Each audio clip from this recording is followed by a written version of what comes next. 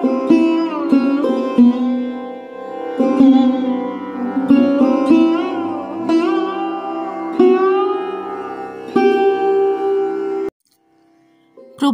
বেদরূপপ্রাণা মাতাজির প্রবন্ধ মানব কল্যাণে স্বামীজির স্বচ্ছ পরিকল্পনা থেকে নির্বাচিত অংশ। পত্রিকার 25তম বর্ষ, পঞ্চম সংখ্যা। যথার্থ মানুষ গড়ে উঠবে যথার্থ শিক্ষার মাধ্যমে। মনকে রাশি রাশি তথ্য দিয়ে ভরে রাখাকে স্বামীজি শিক্ষা বলেননি।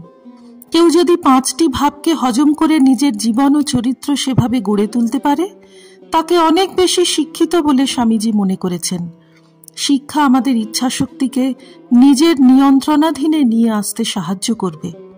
স্বামীজি দুঃখ করে শিষ্য শরৎচন্দ্রকে বলছেন, কয়েকটা পাস দিলে বা ভালো বক্তৃতা করতে পারলেই তোদের কাছে শিক্ষিত হলো।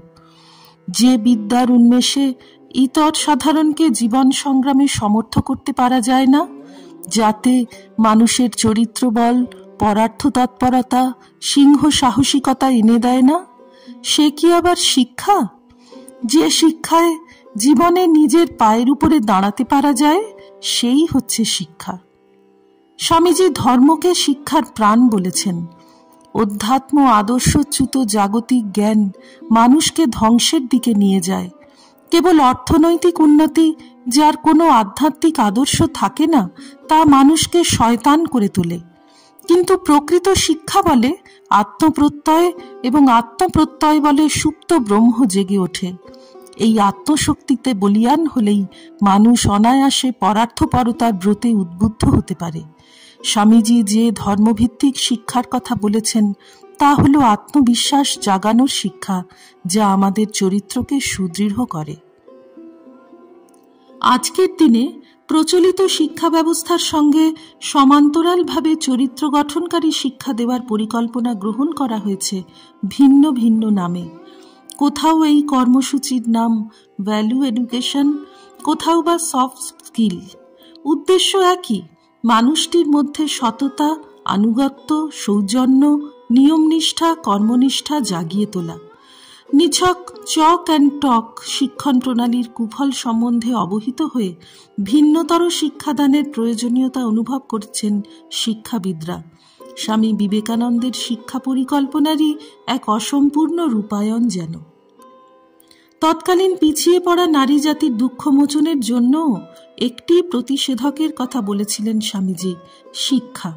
শিক্ষা পেলে মেয়েদের সমস্যা তারা নিজেরাই সমাধান করে নিতে পারবে। তিনি চেয়েছেন মেয়েরা এমন কিছু শিখুক যাতে তাদের জীবিকা তারা অর্জন করতে পারে। তবে এই শিক্ষার ভিত্তি হবে চরিত্র, পবিত্রতা। বিধবা বিবাহ ইত্যাদি ওপর থেকে চাপিয়ে দেওয়া সংস্কারে স্বামীজি আস্থাশীল ছিলেন না। বর্তমানে স্বামীজির পরিকল্পিত নারী মুক্তির রূপরেখাই যে ফলপ্রসূ হয়ে উঠছে, তা কি আমরা অনুভব করি না? বর্ণপরিচয়ের অগ্নি স্ফুলিঙ্গ নারীর চেতনায় যে প্রথম আলো জ্বেলে দিয়েছিল, তারই উদ্ভাস এখন সারা বিশ্বের নারী জাগরণে।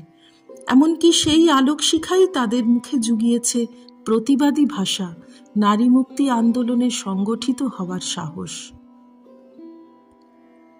যে শিক্ষার জাদুকাঠিতে সব সমস্যার সমাধান হতে পারে, সেই শিক্ষাকে সর্বপ্রসারী করার জন্য স্বামীজি প্রথমেই চেয়েছিলেন কিছু আদর্শ শিক্ষক। এজন্য তিনি চেয়েছিলেন গঙ্গার ধারে একটি মঠ, যেখানে সাধু ব্রহ্মচারীরা তালিম নেবে।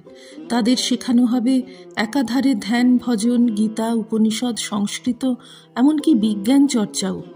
কয়েক বছর এভাবে শিক্ষালাভের পর যখন তারা উপযুক্ত হবে, তখন তারা ছড়িয়ে পড়বে চতুর্দিকে, শাখা কেন্দ্র গড়ে তুলবে, সকলের মধ্যে ধর্মভাব প্রচার করবে, প্রয়োজনে দরিদ্র পীড়িতের সেবাও করবে। আজ রামকৃষ্ণ মঠ ও রামকৃষ্ণ মিশনকে কেন্দ্রে রেখে দেশে দেশে, দিশে দিশে যে কর্মধারা প্রবাহিত হয়ে চলেছে, যে বিপুল কর্মযোগ্য সহস্র সহস্র মানুষকে অজস্র সহস্রবিধ চরিতার্থতায় ধন্য করে চলেছে, তার একমাত্র রূপকার স্বামী বিবেকানন্দের স্বচ্ছ, উদার, চির আধুনিক মানব কল্যাণমুখী চিন্তাধারা। মানব কল্যাণ এবং ঈশ্বর উপাসনা তাঁর কাছে ছিল সমার্থক। তিনি ধর্মজীবনের পরম লক্ষ্য মুক্তিলাভকে এইভাবে ব্যাখ্যা করেন, মনে করো তুমি হাতের মুঠোয় একতাল কুয়াশা ধরে রেখেছ, আর তারপর ধীরে ধীরে সেই সূক্ষ্ম অধরা বস্তুটি তোমার চোখের সামনে একটি মানুষে রূপান্তরিত হলো। অবিশ্বাস্য মনে হলেও ধর্মজীবনে ঠিক এই ব্যাপারটি ঘটে। মুক্তি ফুক্তি কিচ্ছু নয়, বুঝলে মার্গট, কিচ্ছু নয়। এমনিতে ওসবের কোনো মূল্যই নেই, ওটি মহত্তম প্রেরণা মাত্র। মানুষটা কি দাঁড়ালো সেটাই প্রধান বিচার্য।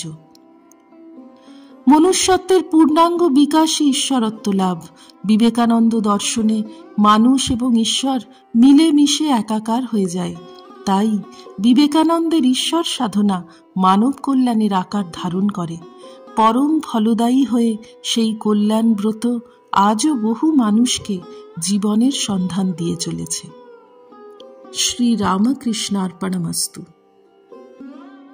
নিবোধত আজকের পাঠ আপনার ফোনে রোজ পেতে চাইলে সাবস্ক্রাইব ও বেল আইকন দুটোই ক্লিক করুন। রামকৃষ্ণ ভাবধারা প্রচারের সঙ্গে থাকুন।